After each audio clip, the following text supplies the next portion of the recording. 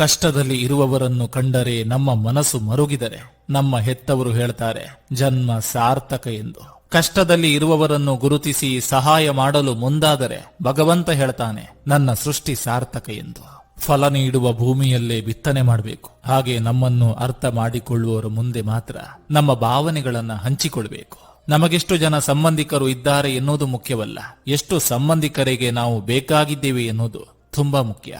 ಅಣ್ಣ ತಮ್ಮಂದಿರ ನಿಜವಾದ ಮುಖವಾಡ ಮದುವೆ ಆದ ಮೇಲೆ ಬಯಲಾಗ್ತದೆ. ಮಕ್ಕಳ ನಿಜವಾದ ಮುಖವಾಡ ತಂದೆ ತಾಯಿ ಮುಪ್ಪಿನ ಕಾಲದಲ್ಲಿ ಬಯಲಾಗ್ತದೆ. ಹೆಂಡತಿಯ ನಿಜವಾದ ಮುಖವಾಡ ಗಂಡನ ಬಡತನದಲ್ಲಿ ಬಯಲಾಗ್ತದೆ. ಗಂಡನ ನಿಜವಾದ ಮುಖವಾಡ ಹೆಂಡತಿಯ ಅನಾರೋಗ್ಯದಲ್ಲಿ ಬಯಲಾಗ್ತದೆ. ಶ್ರೀಮಂತನಾದ ನಂತರ ಸಂಬಂಧಿಕರ ನಿಜವಾದ ಮುಖವಾಡ ಬಯಲಾಗ್ತದೆ. ಕಷ್ಟದ ಕಾಲದಲ್ಲಿ ಗೆಳೆಯರ ನಿಜವಾದ ಮುಖವಾಡ ಬಯಲಾಗ್ತದೆ. ಇಲ್ಲಿ ಪ್ರತಿಯೊಬ್ಬರೂ ಪರಿಸ್ಥಿತಿ ಮತ್ತು ಸಮಯ ನೋಡಿ ಬದಲಾಗ್ತಾರೆ ಅಷ್ಟೇ. ಹಲವು ಬಾರಿ ನಿಮಗೆ ಎದುರಾಗುವ ಕೆಟ್ಟ ಸಮಯವೇ ಸುಂದರ ಜೀವನಕ್ಕೆ ದಾರಿದೀಪವಾಗ್ತದೆ.